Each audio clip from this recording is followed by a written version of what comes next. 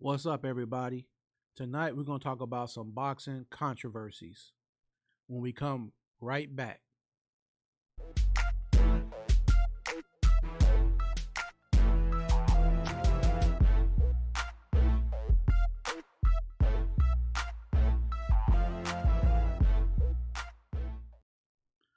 What's up, everybody? Welcome to another episode of Ring Walk Boxing Podcast. I am Bean. And hey, I'm going to get straight into this because I want to delve into some different controversies uh, over this era of boxing here recently. I'm going to try to go back to the first controversy that happened. I'm not going to name every single controversy, but I have three people in mind. The first person is Deontay the Bronze Bomber Wilder. The controversy, if we all remember, happened and it stemmed from his trilogy with Tyson the Gypsy King Fury. At that time, they had three fights.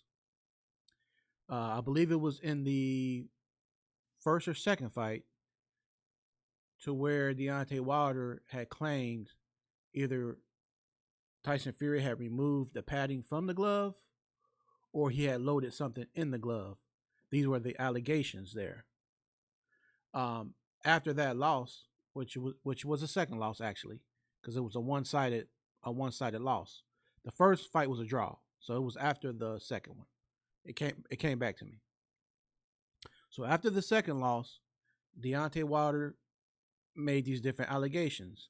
One being that Tyson either removed padding from his glove or he added something in his glove.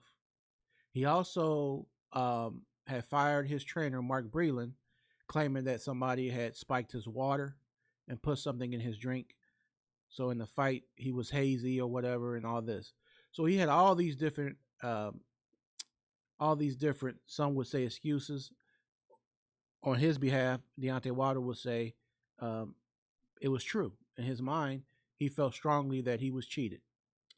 Uh, Now, from that, there was more things coming out from Deontay Wilder on different interviews and different things, saying that he had lawyers or legal people uh, that had knowledge about the cheating that had gone on with Tyson Fury or whatnot. However, up until this day, to my knowledge, nothing was ever actually released to show or to actually have tangible proof that it was actually cheating going on. So that will maybe be a thing of urban legend in the future, or maybe one day he'll pop out and say, "Hey, here's my evidence. I told you this guy was cheating me." So, with that being said, what I'm trying to say is this: say it's true, say it's not true. We don't really know because we have no evidence to say that it actually was actually true. But everybody kept saying that you're saying that all these things happened to where you lost because you felt like your opponent had an edge, which was Tyson Fury. So therefore, in the third fight, when they thoroughly check everything, check his gloves, because now you're watching this guy like a hawk because you felt like this guy who once cheated you may try to, pull the wool over your eyes again and try to cheat you again in the third fight. So the gloves were thoroughly checked. Uh, no spiking of the water bottle in the third fight. And Deontay Wilder loses the third fight. Sometimes it's not a good look necessarily because people look at it like, okay, you're claiming you were cheated as to why you lost. So now in this next fight, that means you're going to win, right? And then you still come up short and lose again. So there's really no conclusive evidence that I've seen, not saying that it's not out there, but that I've seen that was presented uh, to ever say, was it some true behind the scenes dirty grimy stuff going on to where the camp and Fury and them had cheated to beat Deontay Wilder. All right, so my second controversy is Daniel Dubois, heavyweight champ out of UK. Their controversy, it was not about a loaded glove or about water being spiked. It was a controversy over whether this punch was a legal punch or an illegal punch? Well, Daniel Dubois, Don Charles, his trainer, and many others are still projecting the fact that he was cheated, even to this present day. From the time of the loss to Usyk, where Daniel Dubois took a knee and conceded and pretty much bowed out the fight, up until now, they are still contesting that they were cheated. Don Charles has been loud and clear on more than one platform, on plenty podcasts, whether it's a UK base. I think he might have sat down with Radio Raheem over here in America, Seconds Out, IFL, all these different platforms and stuff, and he's saying that Usyk is a cheat. He doubled down on it. He said Usyk is a cheat. He cheated us. I think he's a nice man or whatever. I think he's a good person, but he's a cheater. These are the words of Don Charles. This is the way that man feels. I want to know how y'all feel in the comments. Let me know. Do you feel that Usyk would have deliberately cheated just to win the fight and claim that a clean punch was a low punch in his groin area? A lot of people that look at the way the punch landed are saying it was an uppercut and that it was kind of downward and worked its way slightly up. So it would have hit the cup of Usyk and would have caused him a lot of pain.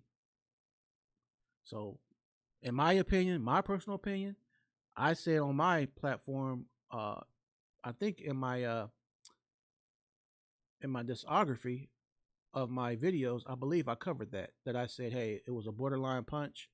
It's kind of like a 50-50.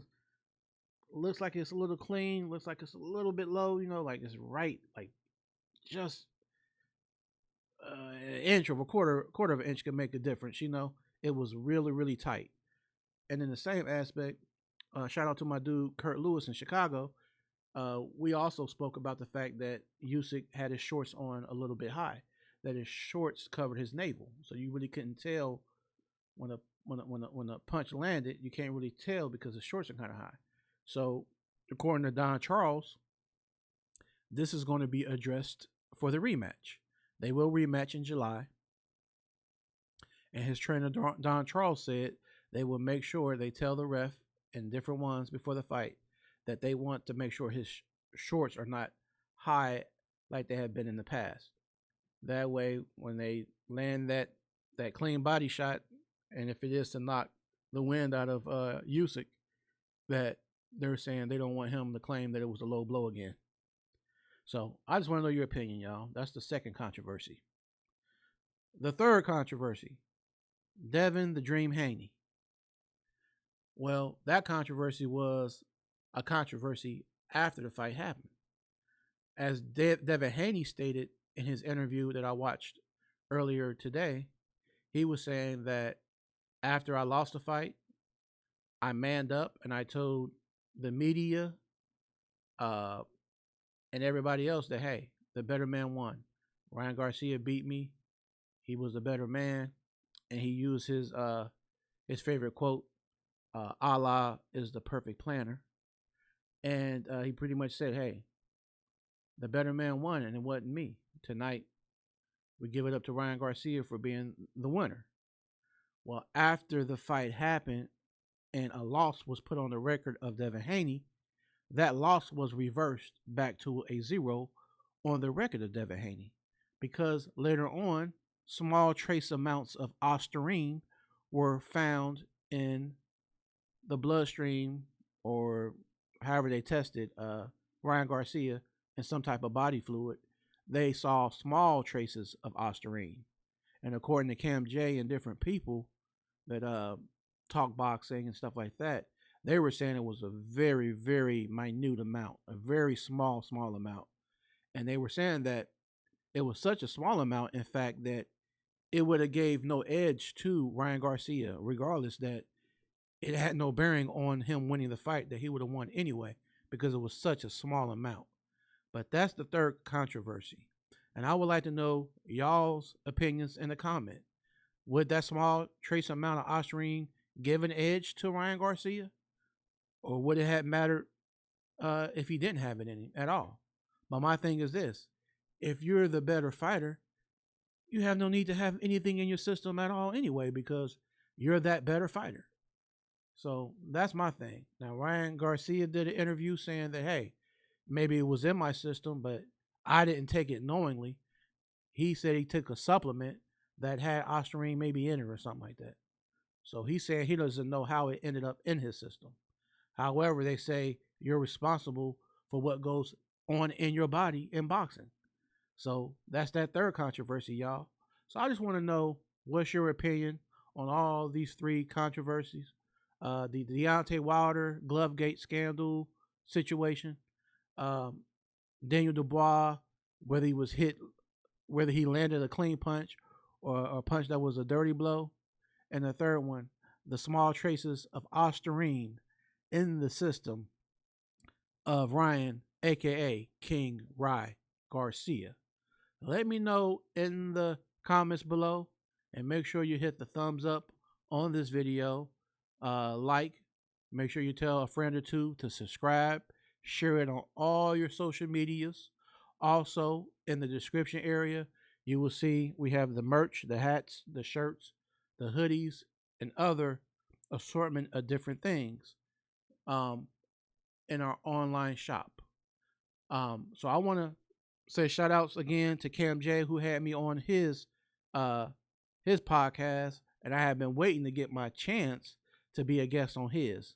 So I really appreciate him extending out to me and always showing me love and always giving me shout outs, and I try to give the same back to him. We have a good network going on and a good brotherhood. Uh and he said salute and shout outs to my bro JC. He was like, hey man, tell JC, shout outs to him. So that's what it is, y'all.